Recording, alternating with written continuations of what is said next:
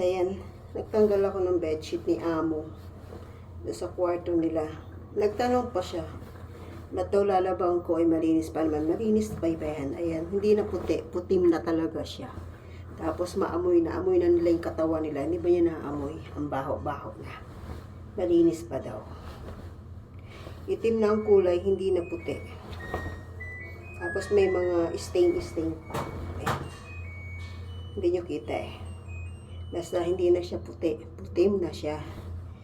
Minsan tong bruha ko ano to eh. Hindi mo malaman kung anong ugali at takbo ng utak. Hay nako, konting tiis na lang talaga. Nagtanong pa siya bakit ko daw lalabhan.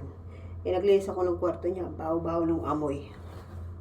Kahit lagyan ko ng pampabango, ganun pa rin. Pag amoy ko sa higaan, amoy tulok, amoy luga, awan, aiwat ko dun. Basta iba yung amoy kasi mga hindi naman araw-araw naliligo.